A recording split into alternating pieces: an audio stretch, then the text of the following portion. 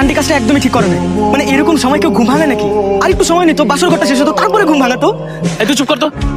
এই তো শোন, এই বিয়ে নিয়ে না এত পাগল হওয়া ঠিক না। বিয়ের সাথে একটু সময় নিয়ে করা উচিত। দেখ, আমার কে বলতেছে বিয়ের সাথে নাকি সময় নিয়ে করা উচিত?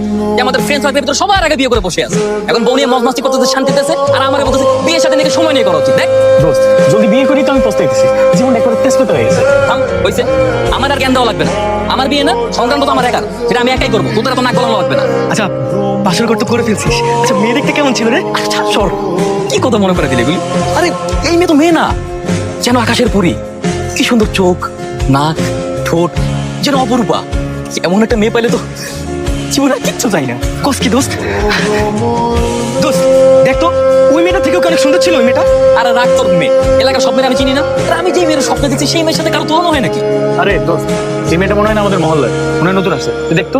আরে কোন মেয়ে? হ্যাঁ, সুন্দর ছিল মানে? আরে এই মেয়ে তো সেই মেয়ে যার সাথে স্বপ্নে আমার বাসর করেছে। তোর সুন্দরী মেয়ে দেখছিস তো, মাথা একেবারে আলো হয়ে গেছে। না না ভাই, বিশ্বাস করে আমি সত্যি কথা বলতেছি, এই মেয়ে সেই মেয়ে যার সাথে স্বপ্নে আমার বাসর করেছে। আমার মনে হয় কি ওর সাথে আমার আগের জন্য একটা কানেকশন আছে। আমি সিনেমাতে দেখি যেরকম অনেক হয়, তাই তো উপরওয়ালা ওকে আবার আমার কাছে পাঠাইছে। দূর বেটা, এমন কিছু কখনো হয় নাকি? কেন হবে না? হইতেও তো পারে। দোস্ত চল তুই মেয়েটার সাথে কথা বলে দেখি। হ্যাঁ চল, এই চল চল চল। এই দাঁড়াও দাঁড়াও দাঁড়াও, এতদিন কোথায় ছিলে তুমি? এক্সকিউজ মি, আমি আপনাকে কেন বলতে যাবো কোথায় ছিলাম? আমাকেই তো বলতে হবে। আমাকে না বলে কাকে বলবো তুমি? আমি তোমার স্বামী, তুমি আমার স্ত্রী, তোমার খোঁজ খবর তো আমাকেই রাখতে হবে, তাই না? হোয়াট? কি সব আবল তাবল কথা বলছেন আপনি? আমি ঠিকই বলছি, তোমার আর আমার জরিপ উপর থেকে ফিক্স করা আছে। আর গতকাল রাতে তো আমি তোমাকে স্বপ্নেও দেখছি, আর সেই স্বপ্নে আমাদের বিয়ে হয়েছে। শুধু বিয়ে না, কালকে রাতে আপনার আর ওর বাসর রাতে হয়েছে। রাস্তাঘাটে মেয়ে দেখলে ইফটিজিং করতে ইচ্ছা করে, তাই না? না না না, ইফটিজিং করবো কেন? নিজের বউকে কি কোনোদিন ইফটিজিং করে? বুঝলাম না, কোন পাগলের পাল্লা পড়লাম আমি। শোনো আমি যাব। এই না না না, এইভাবে তো যেতে দিব না। জানো তোমার কত স্বপ্ন ছিল, আমার ফট করে বউ হবে, বউটাকে অনেক ভালোবাসবো, কত সুন্দর দুষ্টামি হবে, রাগ, ভালোবাসা, অভিমান।